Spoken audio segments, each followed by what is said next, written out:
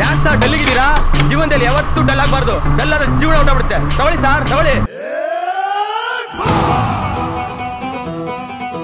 Mysuru mango ಚಾನೆಲ್ಗೆ ಮರಳಿ ಸ್ವಾಗತಂ, ಸುಸ್ವಾಗತಂ. ಕಳ್ಳನಿಗೆ ಕಟಬಾಯಿ ಅಂತ ಒಂದು ಗಾದೆ ಮಾತಿದೆ. ಅದಕ್ಕೆ ಪ್ರಸ್ತುತ ಉತ್ತಮ ಉದಾಹರಣೆ ಅಂದ್ರೆ ಈ ಕುಬ್ಜಾ. ಫೇಕ್ ಪಾದಯಾತ್ರೆ ಮಾಡಿ ತಗಲಾಕೊಂಡು ಮುಖಭಂಗ ಬ್ಯಾಕ್ ಭಂಗ ಎರಡೂ ಆಗಿದ್ರು ಇನ್ನು ಬೊಗಳೆ ಬಿಟ್ಕೊಂಡ್ ಕುಂತವನೆ. ಸಾಲದಕ್ಕೆ ಅದ್ ಯಾವ್ದೋ ಚಾನೆಲ್ ನಲ್ಲಿ ಕುತ್ಕೊಂಡು ನನ್ನ ಬಗ್ಗೆನೆ ಯಕ್ಕ ಮಕ್ಕ ಮಾತಾಡವನೆ. ಮೈಸೂರು ಮ್ಯಾಂಗೋ ನನ್ನ ಮಗನಿಗೆ ಕೇಳೋ ಒಂದೇ ಮಾತು ನಾನು. ಸರಿ, ನಾನು ಹುಡುಗಿರ ಬಗ್ಗೆ ಕೆಟ್ಟ ರೀಲ್ಸ್ ಮಾಡಿದೀನಿ. ನೀನು ಆ ಟೈಮಲ್ಲಿ ಯಾಕೆ ನನ್ನ ಟ್ರೋಲ್ ಮಾಡಿಲ್ಲ? ನನ್ನ ಮಗನೇ ನೀನು ಕಚ್ಚಡ ನನ್ನ ಮಗ ಅಲ್ವಾ?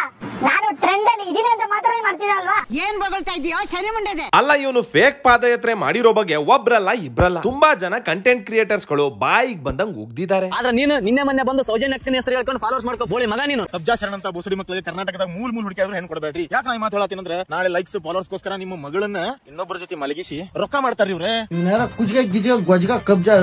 ಇವ್ರನ್ನೆಲ್ಲ ಬಿಟ್ಟು ಈ ಕುಬ್ಜಾ ಜಿಗಣೆ ತರ ನನಗೆ ಅಂಟ್ಕೊಂಡವನೆ ಅಂದ್ರೆ ನಾನ್ ಮಾಡಿರೋ ರೋಸ್ಟಿಗೆ ಸೊರ್ರಿಯಾಗಿ ಊಸ್ಟ್ ಆಗಿದ್ದಾನೆ ಅಂತ ಆಯ್ತು. ಅಂದಂಗೆ ಕಂಟೆಂಟ್ ಕ್ರಿಯೇಟರ್ಸ್ ಗಳೆಲ್ಲ ಇವನನ್ನ ಎಕ್ಸ್ಪೋಸ್ ಮಾಡ್ಬಿಟ್ರು. ಜನನು ಇವನನ್ನು ಉಗ್ಯೋಕ್ ಶುರು ಮಾಡಿದ್ರು ಅಂದ ತಕ್ಷಣ ಈ ನನ್ನ ಮಗ ಜನಗಳನ್ನೇ ಸರಿ ಇಲ್ಲ ಅಂತವನೆ. ಆಕ್ಚುಲಿ ಜನನೇ ಸರಿ ಇಲ್ಲ. ಎಲ್ಲ ತಿರ್ಬೋಕಿ ನನ್ನ ಮಗನೇ. ಜನ ಸರಿ ಇಲ್ಲ ಅಲ್ಲ, ನಿನ್ನ ಫಾಲೋ ಮಾಡ್ತಿರೋ ಜನ ಸರಿ ಇಲ್ಲ ಅನ್ನು. ಅವ್ರು ಸರಿ ಇದ್ದಿದ್ರೆ ನಿನ್ನಂತ ಕಿತ್ತೋದ್ ನನ್ ಮಗನ್ ಯಾಕೆ ಫಾಲೋ ಮಾಡ್ತಿದ್ರು ಅಂತ.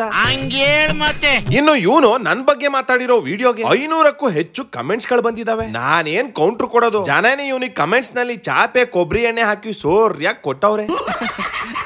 ಇನ್ನು ನಾನೊಂದ್ಸಲ ಯಾಕೆ ರೋಸ್ಟ್ ಮಾಡೋದು ಅಂತ ಸುಮ್ನೆ ಇದ್ರೆ ಈ ಜಿಗಣೆ ನನ್ನ ಮಗ ಸುಮ್ನೆ ಇದ್ದೀನಿ ಅನ್ಬಿಟ್ಟು ಇನ್ನೊಂದ್ ಚಾನಲ್ ನಲ್ಲಿ ಕುತ್ಕೊಂಡ್ ಪುಂಕ್ತಾವನೆ. ನೀನು ಕಚಡ ನನ್ ಮಗನೇ. ಆಕ್ಚುಲಿ ಕಚಡ ನನ್ ಮಗ ನೀನು. ಶಪಥಗೈದ ಬಬ್ರುವಾಹನ ಚಾಲೆಂಜ್ಗೆ ಬೆಳಗ್ಗೆಲ್ಲ ಕಿತ್ತು ರಾತ್ರಿ ಎಲ್ಲ ಉರಿ ಅಂದ್ರಂತೆ. ಹಂಗಾಗ್ಬಿಟ್ಟು ಬದುಕು ನೋಡ್ಕೊಳ್ಳಿ. ಲಾಸ್ಟ್ ಟೈಮ್ ಕೊಟ್ಟಿರೋದು ಸಾಕಾಗಿಲ್ಲ ಅನ್ನಂಗದೆ. ಸೊ ಈ ವಿಡಿಯೋಲಿ ಈ ಕಾಡಂದಿಗೆ ಕೊಬ್ಬರಿ ಎಣ್ಣೆ, ಖಾರ ಪುಡಿ, ಕಾಚಂಪುಳಿ ಹಾಕಿ ಚೆನ್ನಾಗಿ ರೋಸ್ಟ್ ಮಾಡೋಣ. ವಿಡಿಯೋನ ಸ್ಕಿಪ್ ಮಾಡದೆ ಕೊನೆ ತನಕ ನೋಡ್ರಪ್ಪ. ಇವನು ಎರಡೂ ವಿಡಿಯೋದಲ್ಲೂ ನನ್ಗೆ ಕೇಳಿರೋ ಪ್ರಶ್ನೆ ಏನ್ ಗೊತ್ತಾ? ನಂಗೆ ಆ ಟೈಮಲ್ಲಿ ರೋಸ್ಟ್ ಮಾಡ್ಬೇಕಾಗಿತ್ತು. ಹಂಗಾದ್ರೆ ಸರಿನಾ? ನನ್ನ ಕಂಟೆಂಟ್ ಇಷ್ಟ ಆಗಿಲ್ಲ ಅಂದ್ರೆ ಆ ಟೈಮಲ್ಲಿ ರೋಸ್ಟ್ ಮಾಡ್ಬೇಕಾಗಿದ್ರೆ. ಸೊ ಇವನ್ ಕೇಳ್ತಿರೋದು ಹೆಣ್ಣು ಮಕ್ಕಳ ಬಗ್ಗೆ ಇವನ್ ಮಾಡಿರೋ ಅಶ್ಲೀಲವಾದ ವಿಡಿಯೋಗಳ ಬಗ್ಗೆ. ನಾನು ಮುಂಚೆನೆ ಯಾಕೆ ರೋಸ್ಟ್ ಮಾಡಿಲ್ಲ? ನಾನು ಹುಡುಗಿರ ಬಗ್ಗೆ ಕೆಟ್ಟ ರೀಲ್ಸ್ ಮಾಡಿದೀನಿ. ನೀನು ಆ ಟೈಮಲ್ಲಿ ಯಾಕೆ ನನ್ನ ಟ್ರೋಲ್ ಮಾಡಿಲ್ಲ? RCB ಟೈಮಲ್ಲಿ ಯಾಕೆ ನನ್ನ ಟ್ರೋಲ್ ಮಾಡಿಲ್ಲ ನೀನು? ಸರಿಯಾಗಿ ಕೇಳಿಸ್ಕೊಳ್ಳೋ ಪೆಕ್ರು ಮುದೇವಿ. IPL ಟೈಮ್ ನಲ್ಲಿ ಜನ ನಿನ್ ಬಗ್ಗೆ ರೋಸ್ಟ್ ಮಾಡಿ ಅಂತ ಕಮೆಂಟ್ಸ್ ಮಾಡಿದ್ದು ನಿನ್ನ ಆ ಬೋಳಿಸ್ಕೊಳ್ಳೋ ವಿಡಿಯೋ ಇತ್ತಲ್ಲ ಅದ್ರ ಬಗ್ಗೆ. ಅದೇ ಫಸ್ಟ್ ಟೈಮು ನಿನ್ ಮುಖನ ನಾನು ನೋಡಿದ್ದು. ಆಗ್ಲೇ ನಿನ್ನಂತ ಒಂದು ವಿಚಿತ್ರ ಪ್ರಾಣಿ ಇನ್ಸ್ಟಾಗ್ರಾಮ್ ನಲ್ಲಿ ಇದೆ ಅಂತ ನನ್ ಗಮನಕ್ಕೆ ಬಂದಿದ್ದು. ನಮ್ ಸ್ಕೂಲ್ ಟೈಮಲ್ಲಿ ನಮ್ ಟೀಚರ್ ಹೇಳ್ತಿದ್ರು ಆಕಾರ ಹೇಳಿದ್ರು ಅವ್ನ್ ಪ್ರಾಣಿ ಇದೆ ಅಂತ.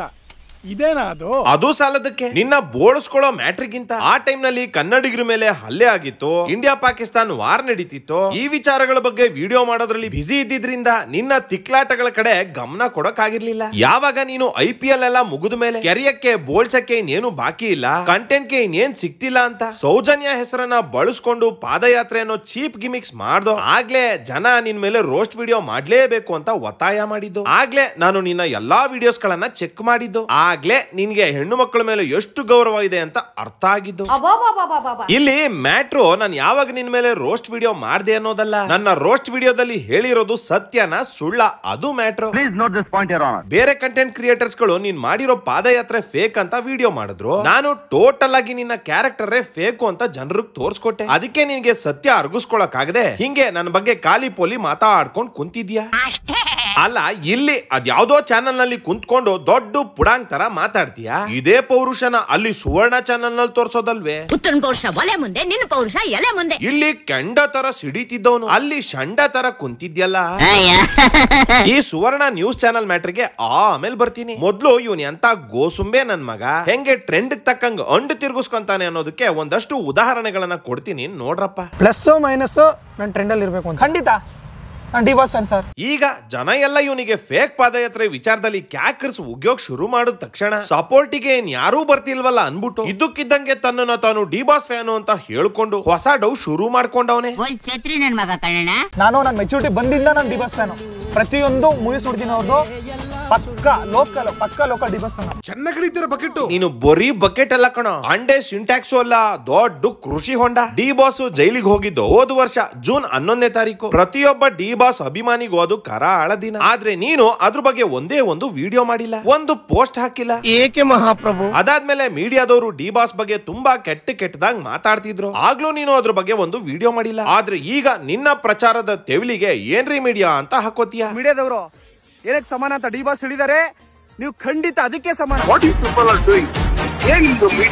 ಒಂದ್ ಕಡೆ ಏನ್ರಿ ಮೀಡಿಯಾ ಅಂತೀಯ, ಇನ್ನೊಂದ್ ಕಡೆ ಅದೇ ಮೀಡಿಯಾದವ್ರು ಕರೆದ್ರು ಅಂತ ಹೋಗಿ ಹಲ್ ಕಿರ್ಕೊಂಡ್ ಕೂತ್ಕೊಂತೀಯ. ಅದ್ರಲ್ಲೂ ಡಿ ಬಾಸ್ ಬಗ್ಗೆ ಅತಿ ಹೆಚ್ಚು ಕೆಟ್ಟದಾಗ್ ಮಾತಾಡಿರೋದು ಸುವರ್ಣ ಚಾನಲ್ ಅಜಿತ್. ನೀನು ನಿಜವಾದ ಡಿ ಬಾಸ್ ಅಭಿಮಾನಿನೇ ಆಗಿದ್ರೆ ಆ ಸುವರ್ಣ ಚಾನಲ್ಗೆ ಕಾಲ್ ಹಾಕ್ತಿದ್ಯಾ? ಅದು ಬಿಟ್ಟಾಕು. ಕಡೆ ಪಕ್ಷ ಡಿ ಬಾಸ್ ಜೈಲಿಂದ ರಿಲೀಸ್ ಆದಾಗ ಆ ಖುಷಿಗಾದ್ರೂ ಒಂದು ವಿಡಿಯೋ ಮಾಡಿದ್ಯಾ? ಇಲ್ಲ ಸರ್, ಇಲ್ಲ. ಬ್ಯಾಡಪ್ಪ. ಮೊನ್ನೆ ತೆಲುಗು ಕಂಟೆಂಟ್ ಕ್ರಿಯೇಟರ್ಸ್ ಗಳು ಡಿ ಬಾಸ್ ಬಗ್ಗೆ ಕೆಟ್ಟದಾಗಿ ವಿಡಿಯೋಸ್ ಮಾಡ್ತಿದ್ರು. ಆಗ್ಲೂ ಅದ್ರ ಬಗ್ಗೆ ನೀನು ಧ್ವನಿ ಎತ್ತಿಲ್ಲ. ಇಷ್ಟು ದಿನ ಡಿ ಬಾಸ್ ಬಗ್ಗೆ ಒಂದೇ ಒಂದು ವಿಡಿಯೋ ಮಾಡದೇ ಇದ್ದ ನೀನು ಈಗ ಅವ್ರ ಹೆಸರು ಹೇಳ್ಕೊಂಡು ಅವ್ರ ಫೋಟೋ ಬಳಸ್ಕೊಂಡು ನವರಂಗಿ ಆಟಗಳ ಆಡ್ತಿದ್ಯಲ್ಲ. ನಾನು ಡಿ ಬಾಸ್ ಫ್ಯಾನ್ ಅಂತ ಇವಾಗ ಕೆಲವು ಜನ ಹಾಕ್ತೀರಾ ಬಕೆಟ್ ಇರ್ತವೆ ಅಂತ ಹೇಳಿ. ರೀ, ನನ್ನ ಪ್ರೊಫೈಲ್ ನಾನು ಸ್ಟೋರಿ ಹಾಕಿದ್ದೆಲ್ಲ ತೋರಿಸ್ತೀನಿ. ನಾನು 5 ವರ್ಷದಿಂದನೂ ಇನ್ಸ್ಟಾಗ್ರಾಮ್ ನಾನು ಯೂಸ್ ಮಾಡ್ತೀನಿ, ಸ್ಟೋರಿ ಹಾಕ್ತೀನಿ. ಅವಾಗಲೇ ನನ್ನ ಸ್ಟೋರಿ ಸರ್ ನಾನು ಡಿ ಬಾಸ್ ಬಗ್ಗೆ ಇಟ್ಟಿದ್ದು. ನಾನು ನನ್ನ ಮೆಚೂರಿಟಿ ಬಂದಿಂದ ನಾನು ಡಿ ಬಾಸ್ ಫ್ಯಾನ್. ಕೊಬ್ಬರಿ ಎಣ್ಣೆ, ಚಾಪೆ, ಟ್ರಿಮ್ಮರ್ ಎಲ್ಲಾನು ವಿಡಿಯೋ ಮಾಡಿ ಹಾಕೋ ಇವನು ಡಿ ಬಾಸ್ ಬಗ್ಗೆ ಮಾತ್ರ ಸ್ಟೋರಿ ಹಾಕಿದ್ನಂತೆ. ಡಿ ಬಾಸ್ ಫ್ಯಾನ್ ಅನ್ನೋದಕ್ಕೆ ಪ್ರೂಫ್ ಕೊಡುವಂತ ಜನ ಕೇಳ್ತಾರೆ ಅಂತ ಈ ನನ್ನ ಮಗನ್ ಗೊತ್ತು. ಅದಕ್ಕೆ ಸ್ಟೋರಿ ಹಾಕಿದ್ದೆ ಅಂತ ಪುಂಕ್ತಾವನೆ. ಸ್ಟೋರಿ ಆದ್ರೆ 24 ಗಂಟೆ ಆದ್ಮೇಲೆ ಡಿಲೀಟ್ ಆಗೋಗುತ್ತೆ. ಬೇಕಾದ್ರೆ ಸ್ಕ್ರೀನ್ ಶಾಟ್ ತೋರಿಸ್ತೀನಿ ಅನ್ಬಿಟ್ಟು ಫೋಟೋಶಾಪ್ ಮಾಡಿ ತೋರಿಸಿ ಜನಗಳನ್ನ ಮಂಗ ಮಾಡೋ ಸ್ಕೀಮ್ ಹಾಕವನೆ. ಇದೆಲ್ಲ ಅದಕ್ಕಿಂತ ವೆರಿ ವೆರಿ ಇಂಪಾರ್ಟೆಂಟ್ ಪಾಯಿಂಟ್. ನೀನು ನಿಜವಾದ ಡಿ ಬಾಸ್ ಅಭಿಮಾನಿ ಆಗಿದ್ದಿದ್ರೆ ಆ ಪ್ರಥಮನ್ ಜೊತೆ ಹೋಗಿ ಬಕೆಟ್ ಹಿಡ್ಕೊಂಡು ಅಲ್ಲಲ್ಲ ಕೃಷಿ ಹೊಂಡ ಹಿಡ್ಕೊಂಡು ವಿಡಿಯೋ ಮಾಡ್ತಿದ್ಯಾ? ಬಿಗ್ ಬಾಸ್ ಚಾನ್ಸ್ ಗೋಸ್ಕರ ಹಲ್ಗಿಂಚ್ಕೊಂಡ್ ನಿಂತಿದ್ಯಾ? ಇದ್ರಲ್ಲೇ ಗೊತ್ತಾಗಕ್ಕಿಲ್ವಾ ನೀನ್ ಎಂತ ಊಸುರುವಳ್ಳಿ ನನ್ ಮಗ ಅಂತ? ಅದನ್ನ ಮಹಾಜನಗಳಿಗೆ ಕೇಳ್ರಿ. ಅಂದಂಗೆ ಈಗೀಗ ಹೆಗಲ ಮೇಲೆ ಕನ್ನಡದ ಶಾಲೆ ಹಾಕೊಂಡು ಪೋಸ್ಟ್ ಕೊಡ್ತಿದ್ಯಲ್ಲ. ಈಗ ಕೆಲವು ದಿನಗಳ ಹಿಂದೆ ಹಿಂದಿಯವರೆಲ್ಲ ಕನ್ನಡದವ್ರ ಬಗ್ಗೆ ಟ್ರೋಲ್ ಮಾಡೋದು, ಬಾಯಿಗೆ ಬಂದಂಗ್ ಮಾತಾಡೋದು, ಬೆಂಗಳೂರಲ್ಲಿ ನಾರ್ತಿ ಒಬ್ಬ ಕನ್ನಡಿಗನ ಮೇಲೆ ಹಲ್ಲೆ ಮಾಡೋದು ಮಾಡಿದ್ರಲ್ಲ. ಅದೆಲ್ಲ ಆದಾಗ ತಾವ್ ಎಲ್ಲಿದ್ರೋ ಕಾಣೆ. ಏನು ಉತ್ತರ ಕೊಡ್ತೀಯ ಇದಕ್ಕೆ? ಹೇಳು ಒಂಚೂರು. ಆ ಟೈಮಲ್ಲಿ ಕನ್ನಡದ ಪರ, ಕನ್ನಡಿಗನ ಪರ ನಿನ್ನ ಅಕೌಂಟ್ ನಲ್ಲಿ ಒಂದೇ ಒಂದು ವಿಡಿಯೋ ಮಾಡಿಲ್ಲ, ಒಂದು ಪೋಸ್ಟ್ ಹಾಕಿಲ್ಲ. ಅದೇ ನಾನು ಆ ಟಾಪಿಕ್ ಮೇಲೆ ಒಂದಲ್ಲ ಎರಡು ವಿಡಿಯೋ ಮಾಡಿದ್ದೀನಿ. ಕನ್ನಡದ ಪರ, ಕನ್ನಡಿಗರ ಪರ ಧ್ವನಿ ಎತ್ತೋಕ್ ಯೋಗ್ಯತೆ ಇಲ್ಲ ಅಂದ್ರು ನಿನಗೆ ಕನ್ನಡದ ಶಾಲ್ ಮಾತ್ರ ಬೇಕು. ಯಾಕೆ? ವ್ಯೂಸ್, ಲೈಕ್ಸ್, ಫಾಲೋವರ್ಸ್ ಗೋಸ್ಕರ.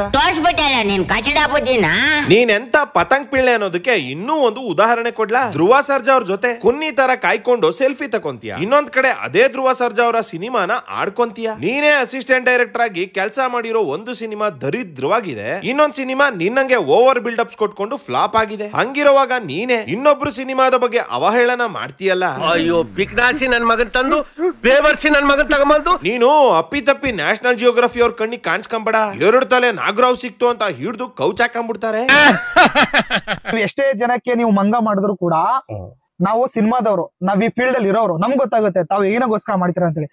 ತಾವು ರೆವೆನ್ಯೂಗೋಸ್ಕರ ಮಾಡೋದು. ಸರಿಯಾಗಿ ಕೇಳಿಸ್ಕೊಳ್ಳೋ ಕೆಪ್ರ ಮುಂಡೆದೆ. ನನಗೆ ದುಡ್ಡೇ ಇಂಪಾರ್ಟೆಂಟ್ ಆಗಿದ್ರೆ ಇಷ್ಟೊತ್ತಿಗಾಗ್ಲೇ ಬೆಟ್ಟಿಂಗು ಗ್ಯಾಮ್ಲಿಂಗ್ ಪ್ರಮೋಷನ್ಸ್ ಮಾಡ್ಕೊಂಡು ಕಾರು ಮನೆ ಎಲ್ಲಾ ಮಾಡ್ಕೊಂಡು ಸೆಟಲ್ ಆಗ್ಬೋದಿತ್ತು. ನಿನ್ ಗ್ಯಾಂಗ್ನವರೇ ಮಾಡಿದಾರಲ್ಲ. ಒಂದು ಪ್ರಮೋಷನ್ಗೆ ಎಷ್ಟು ದುಡ್ಡು ಕೊಡ್ತಾರೆ ಅಂತ ಕೇಳ್ಕೊ.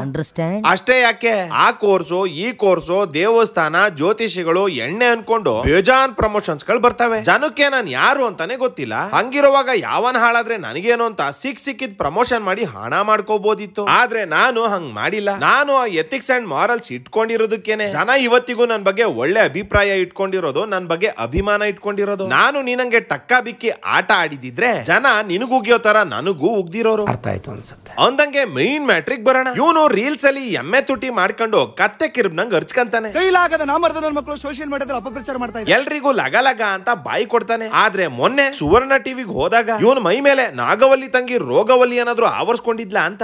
ಅಲ್ಲ, ಏನು ಮಾತಾಡ್ದೆ ಒಳ್ಳೆ ರೋಗದ ಕೋಳಿ ತರ ಸೋಗ್ ಹಾಕೊಂಡ್ ಕುಂತಿದ್ನಲ್ಲ, ಅದಕ್ಕೆ ಕೇಳ್ದೆ. ನಾನೊಬ್ಬ ಸೋಷಿಯಲ್ ಮೀಡಿಯಾ ಇನ್ಫ್ಲೂಯೆನ್ಸರ್. ನಿಮ್ಮ ಪ್ರಕಾರ ರೀಲ್ಸ್ ಮಾಡುವನು ಅಜಿತ್ ಹನುಮಕ್ಕನವರು ಹಿಂದೂನಾ ಇಲ್ಲ ಜೈನ? ಇದು ಕೆಟ್ಟ ಪ್ರಶ್ನೆ. Question mark. ಇವನು ಮುಂಚೆನೆ ಸುವರ್ಣ ಚಾನೆಲ್ಗೆ ಹೋಗ್ತಿದ್ದೀನಿ, ಡಿಬೇಟ್ ಕರ್ದಿದ್ದಾರೆ ಅಂತ ಒಂದು ವಿಡಿಯೋ ಹಾಕಿದ್ದ. ಆಗ್ಲೇ ಅನ್ಕೊಂಡೆ ಇವನು ಪೆನ್ನು ಪೇಪರ್ ತಗೊಂಡ್ ಹೋಗೋ ಬದಲು ಕೊಬ್ಬರಿ ಎಣ್ಣೆ ಚಾಪೆನು ತಕೊಂಡ್ ಹೋಗಿರ್ತಾನೆ ಅಂತ. ಹಂಗೆ ಆಯ್ತು. ಈ ಕಿತ್ತೋಗಿರೋ ಪ್ರಶ್ನೆ ಕೇಳಿ ಅಜಿತ್ ಅಣ್ಣನ ಕೈಲಿ ಸೋರ್ಯಾಗಿ ಇಕ್ಕೂಸ್ಕೊಂಡ್ ಬಂದವನೇ. ಪ್ರಶ್ನೆ ಕೇಳೋರೇನ್ರಿ ಏನೇನೋ ಕೇಳ್ತಾರೆ. ನಾನು ಯಾಕೆ ಡಿಸ್ಕಸ್ ಆಗ್ಬೇಕು ಹೇಳಿ? ನನ್ನ ಧರ್ಮ ಮತ್ತು ನನ್ನ ಜಾತಿ ಯಾಕೆ ಪಬ್ಲಿಕ್ ಪ್ಲಾಟ್ಫಾರ್ಮಲ್ಲಿ ಡಿಸ್ಕಸ್ ಆಗಬೇಕು?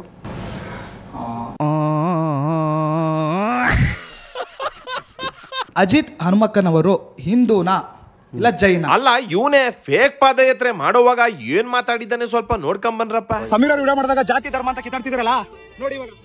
ಮುಸಲ್ಮಾನ್ ಬ್ರದರ್ ಆಗಿ ನಮಗೆ ನೀವು ನಡ್ಕೊಂಡು ಹೋಗ್ತಿದ್ರ, ಹಂಗೆ ನಿಮ್ ನ್ಯಾಯ ಸಿಗೋರ್ಗು ನಡ್ಕೊಂಡೋಗಿ ನಿಮ್ ಹೋರಾಟ ನಿಲ್ಲಿಸ್ಬಿಡಿ ಅಂತ ಹೇಳಿ ಜ್ಯೂಸ್ ತಂದು ಕೊಟ್ಟರು. ಇದಕ್ಕೆ ಹೇಳ್ತೀರಾ? ನೋಡಿ, ಒಬ್ಬ ಮುಸಲ್ಮಾನ್ ಬ್ರದರ್ ಆಗಿ ಅವರು ಕನ್ನಡ ಕ್ರಿಯೇಟರ್ ಆಗಿ ಬಂದು ಸಪೋರ್ಟ್ ಮಾಡ್ತಾರೆ. ಇದ್ರಲ್ಲಿ ಜಾತಿ ಧರ್ಮ ಏನೂ ಇಲ್ಲ, ಒಂದು ಹೆಣ್ಮಗಿಗೆ ನ್ಯಾಯ ಸಿಗ್ಬೇಕು. ಯಾವ್ದ್ರಿ ಜಾತಿ? ಇಲ್ಲಿ ಜಮೀರ್ ತರ ಡೈಲಾಗ್ ಹೊಡೆದ್ಬಿಟ್ಟು ಅಲ್ಲಿ ಸಮೀರ್ ಹೇಳ್ದ ಅಂತ ಹೋಗಿ ಅಜಿತ್ ಹಿಂದೂನಾ ಜೈನ ಅಂತ ಕೇಳ್ತಾವನಲ್ಲ. ನಿನ್ ಜನ್ಮಕ್ಕೆ ಹೋಗೋ. ಆ ಆ್ಯಂಗಲ್ ನಲ್ಲಿ ಮಾತಾಡೋರು ಕರೆಕ್ಟು ಅಲ್ವಾ ಅಲ್ವಾ ಅಲ್ವಾ ಅಲ್ವಾ? ಅಜಿತ್ ಅಣ್ಣನ್ ಅಲ್ವಾ ತಿನ್ನಕ್ ಅಲ್ಲಿಗಂಟ ಹೋಗಿದ್ಯಲ್ಲ ಕಬ್ಜಾ. ಈಗ ನಾನು ಹೇಳ್ತೀನಿ, 8,000 ಪುಟಗಳ ಡಾಕ್ಯುಮೆಂಟ್ ಇದೆ, ಓದ್ತೀರಾ ಕೂತ್ಕೊಂಡು? Are you ready to study? ಆಗಲ್ಲ. ಅಜಿತ್ ಅಣ್ಣ ಅವನಿಗೆ ಬರೆಯೋದು ಓದೋದು ಇಂಥವೆಲ್ಲ ಆಗಕ್ಕಿಲ್ಲ. ತೊರಿಯೋದು ಕೆರಿಯೋದು ಇಂಥವೇನಾದ್ರು ಇದ್ರೆ ಹೇಳು, ಅಚ್ಚುಕಟ್ಟಾಗಿ ಉತ್ತರಿಸ್ಬಿಡ್ತಾನೆ. ನೀವು ಅದಕ್ಕೆ ಅಲ್ವಾ ಸರ್ ಫೇಮಸ್?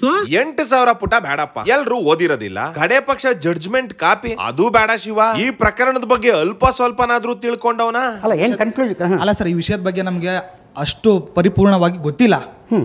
ನಾವು ಇವಾಗಿಂದ ಬೆಳವಣಿಗೆ ನೋಡ್ಬಿಟ್ಟು ಮಾತಾಡ್ತಿದೀವಿ ಅಷ್ಟೇ. ಹೌದು ಸರ್, ಖಂಡಿತ.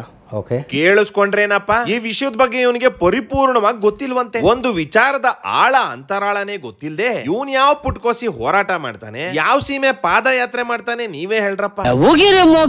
ಅಲ್ಲ, ಎಷ್ಟು ಜನ ಯೂಟ್ಯೂಬರ್ಸ್ ಗಳು ಸೌಜನ್ಯ ಪ್ರಕರಣದ ಬಗ್ಗೆ ಇಂಚಿಂಚು ಮಾಹಿತಿ ಕೊಡ್ತಾನೆ ಇದಾರೆ. ಅಷ್ಟೇ ಯಾಕೆ, ನಾನೇ ಸತತ 10 ದಿನ ಕೂತ್ಕೊಂಡು ಆ ಜಡ್ಜ್ಮೆಂಟ್ ಕಾಪಿನ ಓದಿ ಅರ್ಥ ಮಾಡ್ಕೊಂಡು ಅದ್ರ ಸತ್ಯಾಸತ್ಯತೆ ಬಗ್ಗೆ ಜನರಿಗೆ ಅರ್ಥ ಮಾಡಿಸೋ ಪ್ರಯತ್ನ ಮಾಡಿದೀನಿ. ಕಡೆ ಪಕ್ಷ ನನ್ ವಿಡಿಯೋನಾದ್ರೂ ನೋಡ್ಕೊಂಡು ಹೋಗೋದಲ್ವೇಲ್ಲ ಕುಬ್ಜಾ. ಆಗ್ಲಾದ್ರೂ ಓಸಿ ನಿನ್ನ ಮಾನ ಉಳಿತಿತ್ತ? ಅಲ್ಲ, ನೀನೇನ್ ಡಿಬೇಟ್ ಅಂದ್ರೆ ಟಿಬೇಟ್ ಹೋಗಿ ಮೋಮೋಸ್ ತಿನ್ಕೊಂಡ್ ಬಂದಂಗೆ ಅನ್ಕೊಂಡಿದ್ಯಾ? ಹೆಂಗೆ ನಿನಗೆ ಕಾಮನ್ ಸೆನ್ಸ್ ಇದೆಯಾ? ನೀವು ಸೋಷಿಯಲ್ ಮೀಡಿಯಾ ಇನ್ಫ್ಲೂಯೆನ್ಸರ್ ಅಂದ್ರಲ್ಲ, ತಿಳ್ಕೊಂಡು ಮಾತಾಡಿ, ಅಷ್ಟೇ. ವಿಷಯ ಅರ್ಥ ಮಾಡ್ಕೋಬೇಕು. ನಾಲ್ಗೆ ಏನ್ರಿ ಎಲ್ಲರಿಗೂ ಇರುತ್ತೆ ಅಲ್ವಾ? ಅಲ್ಲಿ ಅಜಿತ್ ಅಣ್ಣ ರೇಷ್ಮೆ ಶಾಲಲ್ಲಿ ಎಕಡ ಸುತ್ಕೊಂಡು ಹೊಡಿತಿದ್ರೆ ಇವನು ಮದ್ವೆಗೆ ಹೆಣ್ಣೋಡಕ್ ಹೋಗಿರೋ ತರ ನಾಚ್ಕೊಂಡು ಹಲ್ಕಿರಿ ತಾಕುಂತವನೆ. ಸಮಾಜದ ಐಕ್ಯೂ ಲೆವೆಲ್ ಈ ಲೆವೆಲ್ಗೆ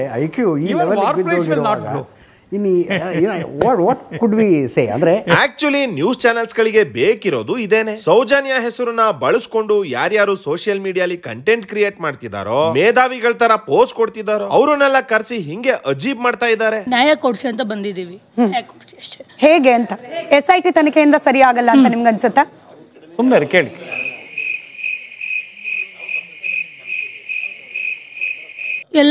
ಎಲ್ಲಾ ಸಂಸ್ಥೆನೂ ಈಗ ಏನೂ ಆಗ್ತಾ ಇಲ್ಲ.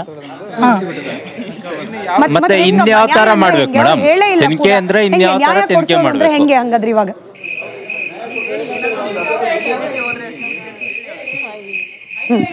ಸೊ ನ್ಯೂಸ್ ಚಾನೆಲ್ಸ್ ಗಳು ತುಂಬಾ ಸ್ಮಾರ್ಟ್ ಆಗಿ ಸೌಜನ್ಯ ಪ್ರಕರಣದ ಬಗ್ಗೆ ವಿಡಿಯೋ ಮಾಡ್ತಿರೋರಿಗೆ ಈ ಪ್ರಕರಣದ ಬಗ್ಗೆ ನಯಾ ಪೈಸೆ ನಾಲೆಡ್ಜ್ ಇಲ್ಲ, ಯಾವನೋ ಮಾಡಿದ AI ವಿಡಿಯೋ ನೋಡ್ಕೊಂಡು ಸಮೂಹ ಸನ್ನಿಗೆ ಒಳಗಾಗಿದ್ದಾರೆ. ಸೌಜನ್ಯ ಪರ ಹೋರಾಟ ಮಾಡ್ತಿರೋ ಜನ ಎಲ್ಲ ಇಂತ ದಡ್ನನ್ ಮಕ್ಳೆ ಅಂತ ಪ್ರೂವ್ ಮಾಡೋಕ್ ಟ್ರೈ ಮಾಡ್ತಿದ್ದಾರೆ. ಈ ಕಬ್ಜನ್ ಅಂತ ಮಬ್ನನ್ ಮಕ್ಳಿಂದ ಎಲ್ಲಾ ಸೌಜನ್ಯ ಪರ ಹೋರಾಟಗಾರರು ಅಪಹಾಸ್ಯಕ್ಕೆ ಗುರಿಯಾಗೋ ರೀತಿ ಆಗ್ತಿದೆ.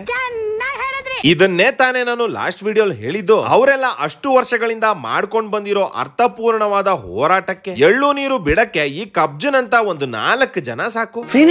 ಕಡೆದಾಗಿ ಈ ಧರ್ಮಸ್ಥಳದ ಪ್ರಕರಣದ ಬಗ್ಗೆ SIT ತನಿಖೆ ಮುಗಿಯೋ ತನಕ ಯಾವುದೇ ರೀತಿ ವಿಡಿಯೋ ಮಾಡೋದು ಬೇಡ. ತನಿಖೆ ಮುಗಿದ ಮೇಲೆ ಈ ಪ್ರಕರಣಕ್ಕೆ ಒಂದು ಆಯಾಮ ಸಿಕ್ಕ ಮೇಲೆ ಅದ್ರ ಮೇಲೆ ಒಂದು ವಿಡಿಯೋ ಮಾಡೋಣ ಅಂತ ಸುಮ್ನೆ ಇದ್ದೆ. ಇಲ್ಲಿ ನೋಡಿದ್ರೆ ಈ ಗೂಂಡಾಗಳ ಗುಂಪು ಯೂಟ್ಯೂಬರ್ಸ್ ಮೇಲೆ ಹಲ್ಲೆ ಮಾಡಿದ್ದಾರೆ. ಪೊಲೀಸರು ಅಲ್ಲೇ ಇದ್ರು. ಈ ಘಟನೆನ ತಡೆಯೋದ್ರಲ್ಲಿ ವಿಫಲ ಆಗಿದ್ದಾರೆ. ನಮಗ್ ಗೊತ್ತಿಲ್ಲ ಮಿನಿಸ್ಟರ್ ಏನ್ ಕೇಳಿದ್ರು ಗೊತ್ತಿಲ್ಲ ಅಂತವ್ರೆ. ಇನ್ನು ಈ ನ್ಯೂಸ್ ಚಾನೆಲ್ಸ್ ಗಳಂತೂ ಕೇಳಲೇಬೇಡಿ. ನಿಮ್ಮ ಜನ್ಮಸ್ಥಳಕ್ಕೂ ನಮಸ್ಕಾರ. ನಿಮ್ಗೂ ಇದನ್ನೆಲ್ಲ ನೋಡಿ ತಲೆ ಕೆಟ್ಟಿರುತ್ತೆ ಅಂತ ಗೊತ್ತು. ಸೊ ಈ ವಿಚಾರಗಳ ಬಗ್ಗೆ ರಾ ಚಾನೆಲ್ ನಲ್ಲಿ ಆದಷ್ಟು ಬೇಗ ಒಂದು ವಿಡಿಯೋ ಬರುತ್ತೆ. ಅಲ್ಲಿ ತನಕ ದಯವಿಟ್ಟು ವೆಯ್ಟ್ ಮಾಡ್ತಾ ಇರಿ ಅಂತ ಹೇಳ್ತಾ ಇವತ್ತಿನ ವಿಡಿಯೋನ ಮುಗಿಸ್ತಾ ಇದ್ದೀನಿ. ವಿಡಿಯೋ ಇಷ್ಟ ಆಗಿದ್ರೆ ಲೈಕ್ ಮಾಡಿ, ಕಮೆಂಟ್ ಮಾಡಿ, ಸಬ್ಸ್ಕ್ರೈಬ್ ಮಾಡಿ, ಹಂಗೆ ಗಂಟೆ ನೋಡಿರಪ್ಪ.